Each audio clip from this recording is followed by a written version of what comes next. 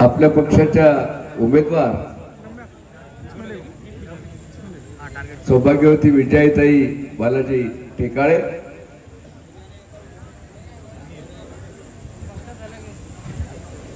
बालाजीराव टेकाळे,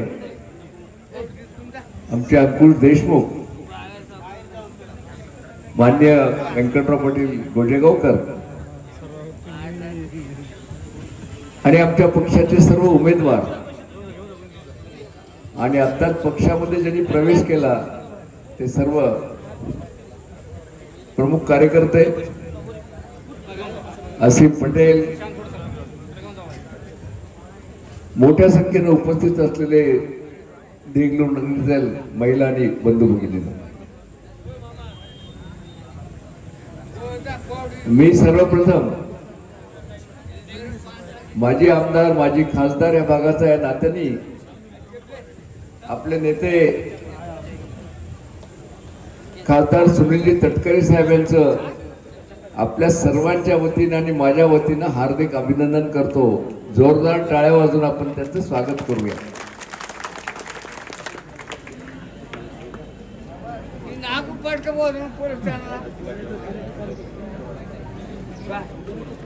साहेब, मी या भागाचा 3 वेळा आमदार 3 वेळा खासदार होतो। माझं प्राथमिक शिक्षण ह्या शहरामध्ये झालं। माझं गाव इथून एक 15 किलोमीटरवर आहे। मी जरी बिलोली तालुक्याचा असलो तरी या सीमेवरचा आहे।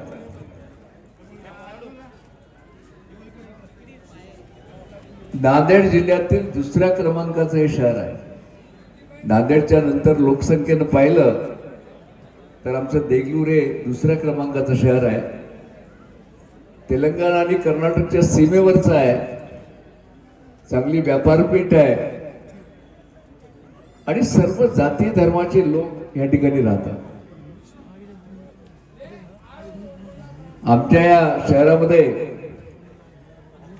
वारकरी पंथाचं महाराष्ट्रामधलं श्रेष्ठ असं मठ दुंडा महाराजचं देगलूरकर यांचं संस्थान याच ठिकाणी आहे आणि आता त्या संस्थानचे प्रमुख हरिभक्त पारायण चंद्रशेखर महाराज आणि हरिभक्त पारायण चैतन्य देशमुख यांचंही वास्तव्य आमच्या या शहरामध्ये आहे। या ठिकाणी सुफी संत हजरत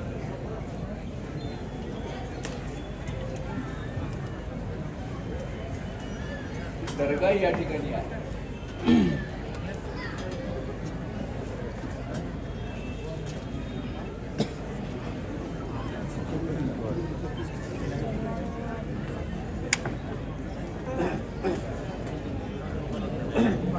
सर्व जाती धर्माचे लोक अतिशय गुण्यागोविंदाने या ठिकाणी राहतात।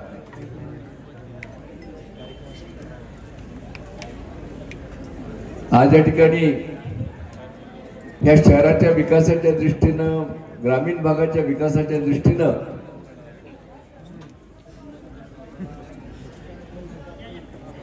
जाहीरनामा आपण या ठिकाणी आता ज्याचं विमोचन केलं।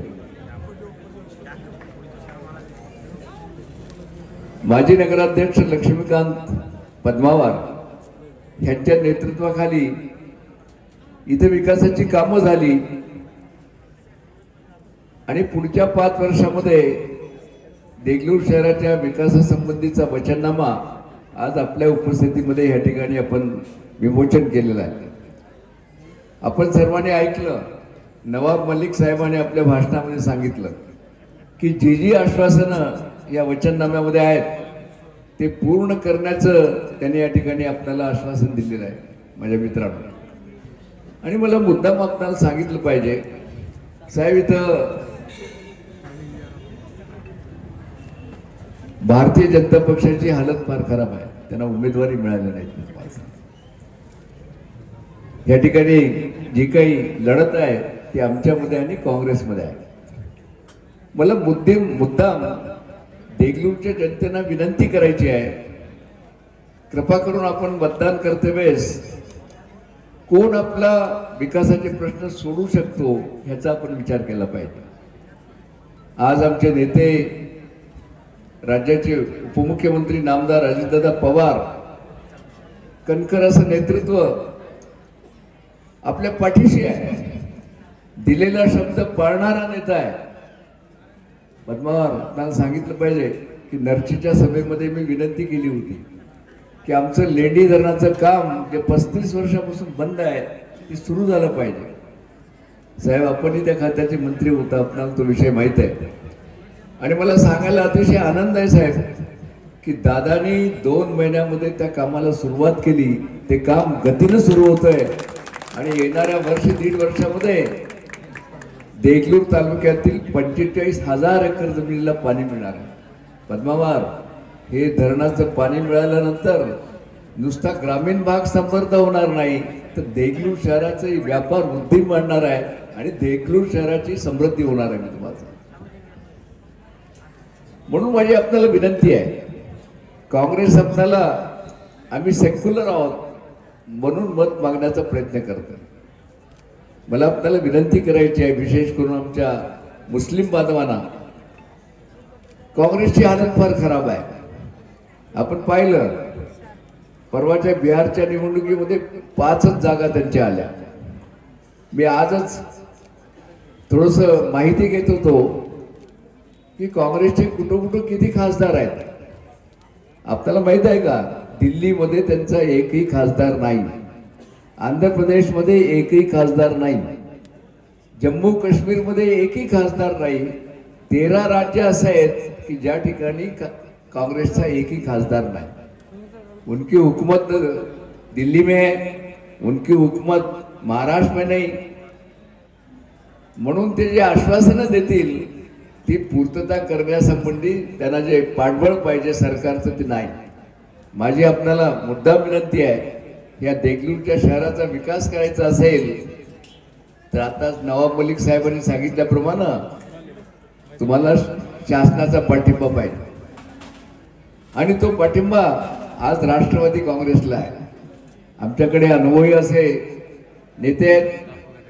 आता जी विजयमाला उभा आहे त्यांचे पती आमचे बालाजीराव टेकाळे गेल्या 20 वर्षापासून ते नगरसेवक आहेत, उपाध्यक्ष राहिलेले आहेत. साहेब आमचे सर्वच उमेदवार अतिशय अनुभवी आहेत. म्हणून माझी देगलूरच्या जनतेला विनंती आहे की आपण मतदान करते वेळेस राष्ट्रवादी काँग्रेसला मतदान करा आणि आम्ही दिलेली वचननाम्याची सर्व विकासाची कामं पूर्ण करू अशा प्रकारचं आश्वासन आपल्याला मी देऊ इच्छितो. साहेबालाही पुढच्या सभेला जायचं आहे, मलाही जायचं आहे. मी नेहमीच आपल्याला बोललेलं आहे, मी सेक्युलर आहे की नाही हे तुम्हाला माहित आहे. मी तुम्हाला सांगतो, मी 30 वर्ष, मला साहेब आपल्याला मुद्दाम उल्लेख केला पाहिजे की भास्करराव खतगावकर पहिला खासदार आहे ज्यांनी नांदेडच्या ईदगाहची कमान स्वतःच्या पैशातून बांधली. पहिली कमान बांधली. माझ्यावर बरेच लोक टीका टिप्पणी करायचे की भास्करराव ईदगाहची कमान बांधतात, पण मी मंदिराच्याही कमानी बांधलेल्या आहेत मी तुम्हाला सांगतो. आणि मी नेहमी म्हणतो की सर्व जाती धर्माला घेऊन जाण्याचा विचार हा सर्वात महत्वाचा आहे. आणि आमचे नेते अजितदादा पवार हे नेहमी आपल्या भाषणामध्ये सांगतात की आमचा पक्ष सर्व जाती धर्माचा पक्ष आहे. म्हणून म्हणजे आपल्याला हात जोडून विनंती आहे, येणाऱ्या 2 तारखेला आपण राष्ट्रवादी काँग्रेसच्या आमच्या अध्यक्ष उमेदवारांनी सर्व आमचे नगरसेवकांना मतदान करावं आणि मोठ्या संख्येनं आपण निवडून द्यावं अशी विनंती करतो आणि थांबतो. जय हिंद, जय महाराष्ट्र.